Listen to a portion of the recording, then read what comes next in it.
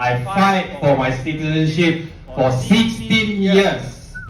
Naik turun JPN, ditendang macam bola, ting-ting tong-tong sana sini, just for the one piece of the blue IC. They package this amendment with all the other amendments that eliminates the rights of stateless children or stateless individuals to get their citizenship recognized. A little Napoleon sat in the Ministry of Home Affairs in KN gets to decide whether that child is going to be given citizenship. But the minister is just a puppet of his civil service. Only death. And death is what he seeks.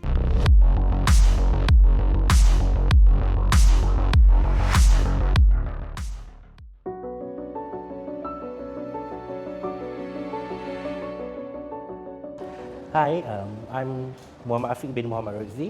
I'm the facilities manager here in Buku Jalan Shukri. It all started with the co-founder of Buku Jalan Shukri was my secondary teacher at school. When she first started Buku Jalan Shukri, I followed her, but then I fell in love with the kids, with the environment of the street kids, and I know that they really need someone to provide them education. We know that many of them cannot even read. Walaupun umur dah besar, 11-12 tahun, tapi tak boleh membaca. Daripada situ baru kita tahu kenapa dia orang tak boleh membaca. Sebab dia orang tak boleh terima apa-apa proper education from any school, from any center.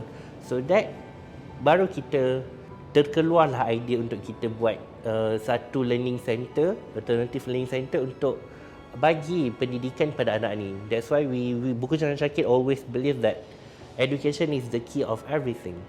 Parents ni memang nak sangat anak-anak ni pergi ke sekolah untuk dapat proper education.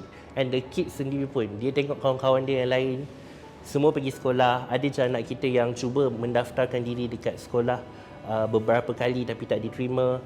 Biasalah anak-anak, dia nak sama macam kawan-kawan dia lain. Kenapa orang lain boleh pakai uniform sekolah, aku tak boleh pergi sekolah kan?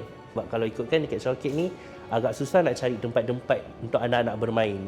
Dan memang tak ada tempat yang sesuai untuk mereka bermain, belajar. That is why we are here to try to provide them a safe space to play, a safe space to learn, a safe space to gather around dengan their own community, to just know each other, to learn how to communicate with others.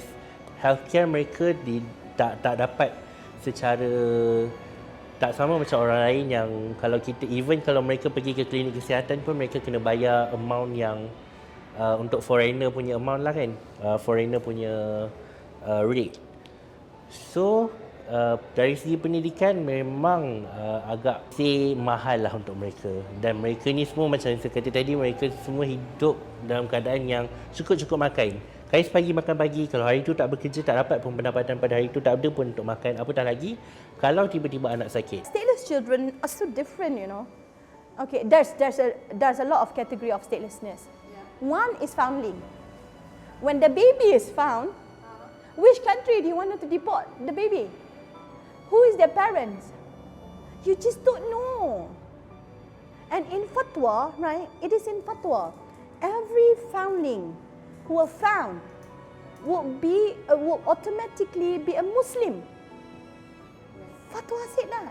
But then you didn't give the child citizen. Dia nak pergi mana? Which country? Nak deport dia pergi mana? That is foundling. And we have a lot of foundling children in Malaysia. Some of the foundling, right, are in government shelter. Like, you know, JKM, right?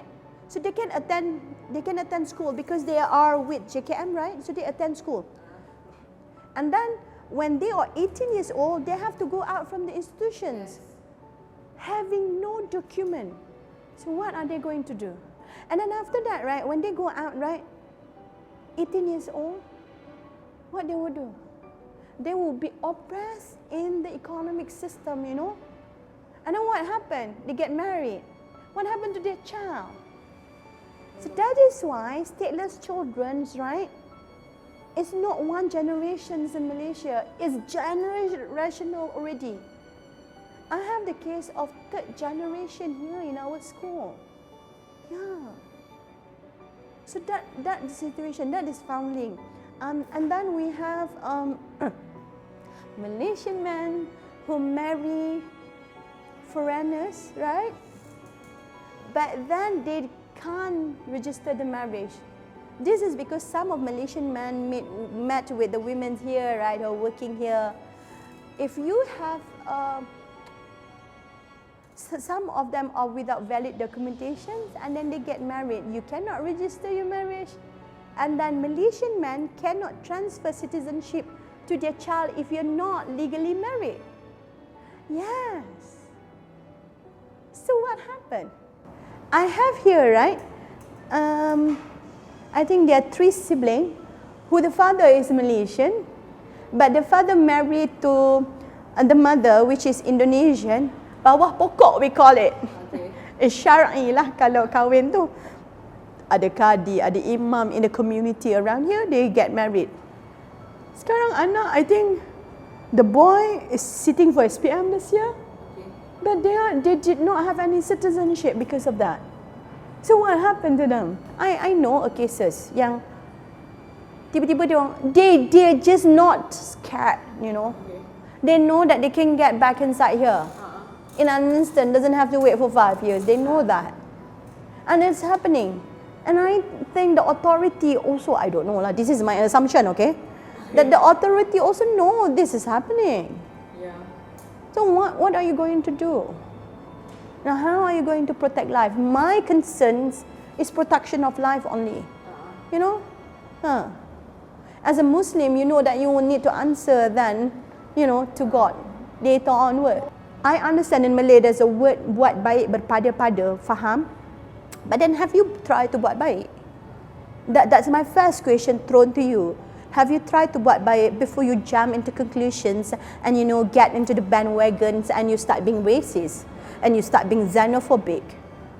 That's my questions. And another question that I want to throw is that, right, all these foreign workers, you know, who end up in Malaysia and later did not have documents, you know, who have been abuses. Is there any Malaysians involved in further exploiting and discriminating them? The man-made laws reword the thing, one, or just don't push the amendments. Leave it. Leave it. Are you insulting our forefathers by saying that they didn't know what they were doing when they were writing the federal constitution? Because I thought they did a brilliant job. Maybe some of the amendments need some tweaking because, you know, to get with the times. I think our Child Act needs a lot of tweaking.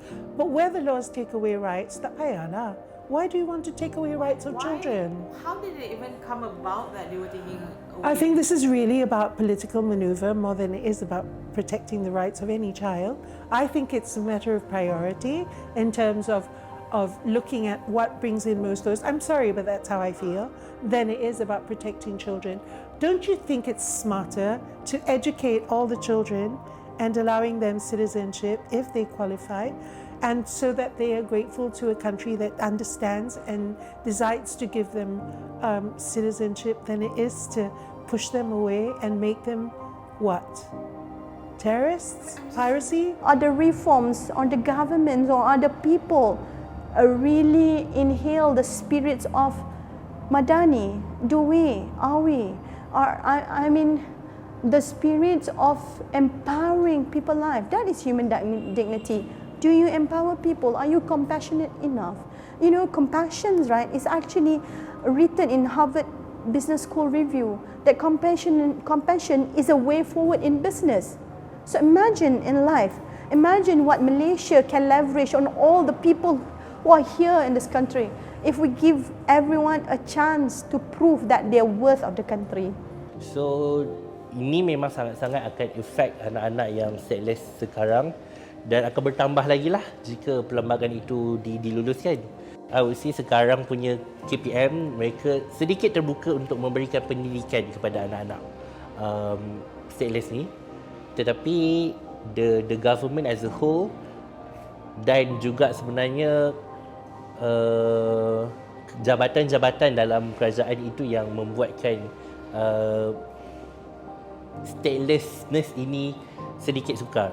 Sebab apa? Mungkin Di pihak KPM, biasanya mereka terbuka, tapi di Jabatan Pendidikan Negeri tidak terbuka. Jadi isu-isu begitu yang sebenarnya agak sukar bila kita bercakap tentang stateless ni sendiri. Kita nak sebenarnya anak-anak kita menjadi seorang yang boleh buat advokasi kepada diri mereka sendiri.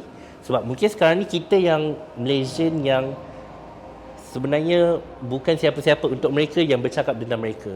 Tapi bayangkan jika mereka sendiri, orang yang mengalami ke situasi hidup itu sendiri yang menjadi advokasi pada diri mereka, it will be much more impactful journey lah. On the stateless matters, actually, yeah, they are looking at the numbers.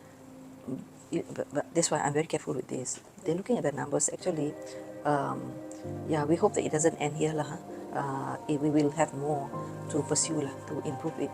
When we say improve, we already done something that actually this is what I wanted to see happening in when I was Minister of Law in 1920 when I was Minister of Law. Because you see, we have problem with definition of parent. The amendment, the proposal to the amendment, there are more to that, but we hope to see more improvement lah. Stateless ones, we hope that yeah, they'll be tackled as well very soon lah. Stop the amendments. Stop the amendments. We need to do more research. We need to understand how it affects children. You should push definitely the amendment on the women, on Malaysian women, but the rest you need to stop because there hasn't been enough kajian. There hasn't been enough understanding. The dialogue has not been in depth. We don't understand the impact. And you're talking about wanting to solve an issue that is not solvable with one stroke of the pen, and making things worse. Making things worse is not the answer. I don't know, and they think that if you don't recognize these children, you make it harder, that they will go away. Go away where? They don't have passports. Go away where? Go away where?